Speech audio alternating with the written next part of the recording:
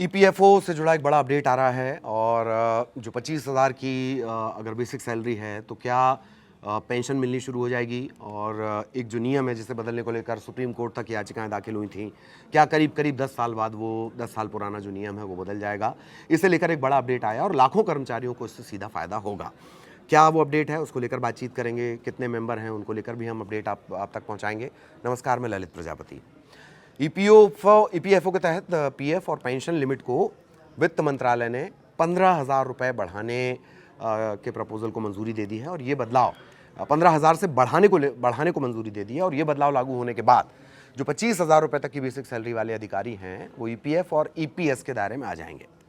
सरकार का ये मानना है कि इससे ज़्यादा कर्मचारियों को सामाजिक सुरक्षा का फायदा मिलेगा, जबकि कंपनियों को नए नियम लागू करने के लिए कुछ समय दिया जाएगा। रिपोर्ट्स जो अलग अलग आ रही हैं उसके मुताबिक क्या है, ये नियम कब से लागू हो सकता है और इससे जुड़ी जो डिटेल्स हैं वो किस तरीके से आ रही हैं वो जान लीजिए। ईपीएफओ यानी कर्मचारी भविष्य निधि संगठन, इससे जुड़ा ये बड़ा अपडेट है। वित्त मंत्रालय के द्वारा ईपीएफ के तहत सैलरी लिमिट यानी जिसे वेतन सीमा या वेज सीलिंग भी कहा जाता था, वो 15,000 रुपये से बढ़ाकर 25,000 रुपये प्रति माह करने के प्रस्ताव को मंजूरी मिली है। इसके चलते अब क्या होगा कि 25,000 रुपये तक की जो मंथली सैलरी वाले पाने वाले लोग हैं, इससे ज़्यादा जो कर्मचारी पाते हैं, वो ईपीएफ और पेंशन योजना के दायरे में आ जाएंगे। हालांकि ये बदलाव अभी लागू नहीं हुआ है। इसे लागू करने से पहले केंद्रीय कैबिनेट की मंजूरी मिलेगी और उसके बाद ये लागू हो पाएगा, तो थोड़ा बहुत वक्त इसमें लग सकता है। अब ईपीएफओ के नियमों के तहत जिन कर्मचारियों की बेसिक सैलरी 15,000 रुपये तक अब तक होती है, उनके लिए पीएफ में कंट्रीब्यूशन अनिवार्य रखा हुआ था। यानी 15 से ऊपर कमा रहे हैं तो ठीक है, कंट्रीब्यूशन आपको एक पर्टिकुलर कंट्रीब्यूशन रखना है, पर वो स्वैच्छिक था। वो इससे अधिक की जो बेसिक सैलरी यानी 15,000 से ऊपर जो पा रहे हैं उनके लिए ये नियम अनिवार्य नहीं होता था, कंपलसरी नहीं होता था। अब वित्त मंत्रालय ने इस लिमिट को बढ़ाकर 25,000 कर दिया है। 25,000 रुपये रखने का फैसला किया गया है। तो जो नौकरी पेशा लोग हैं ईपीएफ और पेंशन के दायरे में वो ज़्यादा से ज़्यादा लोग आ सकें, और इस वजह से इस लिमिट को 15,000 से बढ़ाकर 25,000 किया गया ना, 10,000 रुपये का इजाफा किया गया। हालांकि पहले प्लानिंग क्या थी? पहले प्लानिंग थी, वित्त मंत्रालय की प्लानिंग ये थी कि ईपीएफओ की जो सैलरी की लिमिट है वो 30,000 कर दी जाए। लिमिट बढ़ाने के प्रपोजल को मंजूरी अभी मिली है।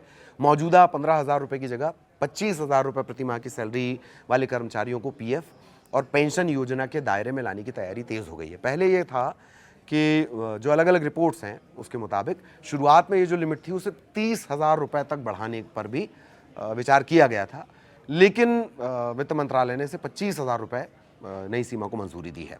अब कैबिनेट की मंजूरी मिलेगी। मंजूरी के बाद सरकार इसे लागू होने की जो तारीख है उसका ऐलान करेगी। ज़्यादा से ज़्यादा जो नौकरी पेशा कर्मचारी हैं वो ईपीएफ और पेंशन के दायरे में आ सकें, ईपीएफ और पेंशन का उन्हें फ़ायदा मिल सके, ये सरकार की कोशिश है।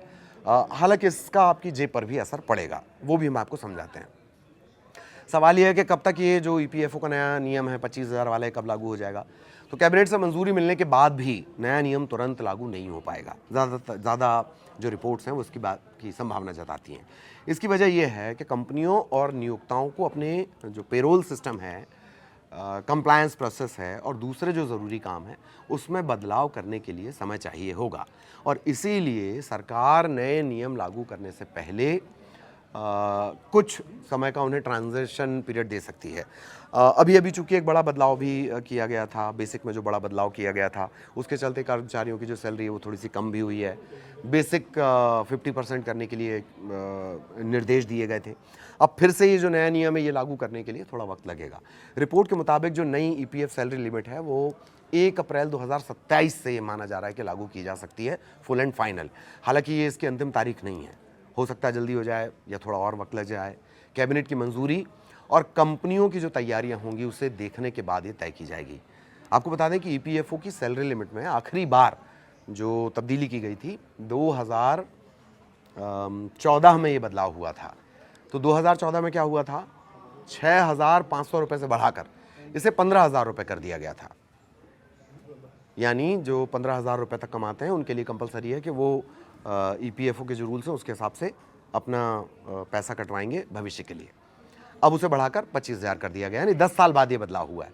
सरकार और कंपनी कितना कंट्रीब्यूशन करेगी तो ये आप जानते ही हैं सरकार अगर ईपीएफओ की जो सैलरी लिमिट है अगर वो बढ़ाएगी तो उसका जो फाइनेंशियल बोझ है वो बढ़ेगा। कैसे बढ़ेगा?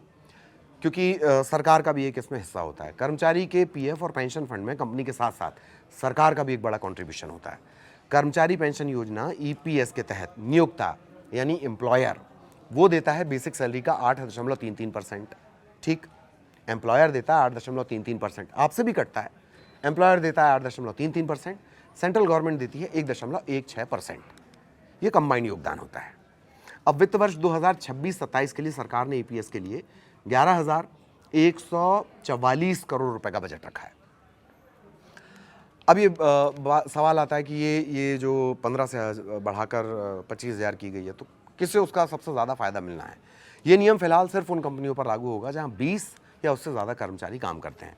इससे छोटे संस्थान चाहें तो वो खुद से अपना खुद ईपीएफओ से जुड़ सकते हैं, लेकिन उनके लिए कंपलसरी नहीं होता है। इसके अलावा ये जो प्रोसेस है वो मुख्य रूप से ऑर्गेनाइज्ड प्राइवेट सेक्टर के जो कर्मचारी हैं उनके लिए है, यानी ऑर्गेनाइज सेक्टर वाले कर्मचारियों को इसका सबसे बड़ा फायदा मिलेगा। केंद्र सरकार के जो कर्मचारी हैं वो अलग अलग पेंशन व्यवस्था के तहत आते हैं और इसीलिए उन पर ईपीएस के नियम लागू नहीं होते हैं। पहले सरकार आखिर इस फैसले को टाल क्यों रही थी? अलग अलग रिपोर्ट्स, मीडिया रिपोर्ट्स के मुताबिक जुलाई के महीने में सरकार ने इस प्रपोजल पर पहले अंतिम फैसला टाल दिया था।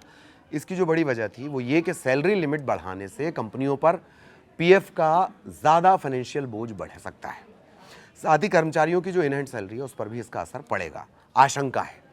अब कंपनी क्या फॉर्मूला लगाती है, सरकार की तरफ से क्या फॉर्मूला दिया जाता है, उस पर भी नज़र बनी रहेगी। लेकिन जैसे हमने आपको बताया कि जब बेसिक को 50% तक बढ़ाया गया तो चूँकि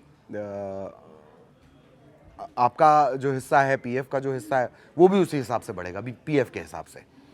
तो यही वजह है कि पॉकेट में पैसे कमाने की बात तब सामने आई थी और अभी भी आशंका है। इसके अलावा सरकार अभी इस बदलाव के आर्थिक असर का एनालिसिस कर रही है, विश्लेषण कर रही है। यही वजह है कि इस प्रस्ताव को तब आगे नहीं बढ़ाया गया था। हालांकि सुधार एकदम से नहीं हुआ है, इसमें बड़े उतार चढ़ाव भी रहे हैं। जनवरी 2026 में एक जनहित याचिका पर सुनवाई करते हुए सुप्रीम कोर्ट ने केंद्र सरकार और ईपीएफओ इससे ईपीएफ स्कीम में एनरोलमेंट के लिए 15,000 की मंथली सैलरी लिमिट को रिवाइज करने के लंबे समय से अटके मामले की जांच करने को कहा था। यानी 2014 में हुआ था, 10 साल पहले। कोर्ट दरअसल एक याचिका पर सुनवाई कर रहा था जिसमें बताया गया था कि 2014 के बाद से मौजूदा सीमा को रिवाइज नहीं किया गया, जबकि खासकर 2014 के बाद से अगर अब तक देख लिया जाए 26 तक, तो शहरी जो इलाका है, शहरी भारत है, वहाँ पर वेतन में कमोबेश काफ़ी बढ़ोतरी हुई है। ये तर्क इस याचिका में दिया गया था। याचिकाकर्ता ने यह दलील दी थी कि ईपीएफओ जो कर्मचारियों के लिए सोशल सिक्योरिटी की स्कीम चलाता है अभी उन लोग को कवरेज से बाहर रखता है जिनकी सैलरी 15,000 रुपये प्रति माह से ज़्यादा है। हालांकि सैलरी की ऊपरी सीमा को ऐतिहासिक रूप से अनियमित तरीके से रिवाइज किया गया है। कभी कभी 13-14 साल बाद बिना किसी तय समय सीमा के, या फिर महंगाई, न्यूनतम मजदूरी, प्रति व्यक्ति आय, कंज्यूमर प्राइस इंडेक्स, ऐसे जो आर्थिक संकेतक हैं यानी जो इंडेक्स से जुड़े हुए आंकड़े हैं, इससे कोई सीधा कनेक्शन रखा नहीं गया कि भैया ये होगा तब बढ़ाई जाएगी, ये होगा तब बढ़ाई जाएगी। तो फिलहाल जो ईपीएफओ परिवार की अगर बात कर ली जाए तो इसमें सक्रिय एक्टिव मेंबर्स की बात कर ली जाए, 36 करोड़ 21 लाख के करीब इसमें एक्टिव मेंबर हैं जिनकी ईपीएफओ अकाउंट लगातार काम कर रहे हैं और जिनके ईपीएफओ के में पैसा आता है लगातार, तो वो एक्टिव अकाउंट होगा 36 करोड़ 21 लाख। अगर इसमें संस्थान या कंपनियों की बात कर ली जाए तो करीब 30,64,000 रजिस्टर्ड कंपनी, इसमें कंपनियां रजिस्टर्ड हैं और दावा ये किया जाता है कि जो क्लेम सेटलमेंट है वो 8 करोड़ 30 लाख से ज़्यादा का क्लेम सेटल ईपीएफओ की तरफ से किया गया है। ये दावा किया जाता है, ईपीएफओ की तरफ से दावे किए जाते हैं अलग अलग। तो अब ये देखना है कि 25,000 तक जो बेसिक सैलरी वाला है वो कब तक पेंशन के दायरे में आएंगे और 10 साल बाद ये नियम बदला तो जा रहा है, लेकिन ज़मीन पर ये कब उतरेगा इस पर भी नज़र बनी रहेगी। वीडियो देखने के लिए बहुत धन्यवाद। नमस्कार।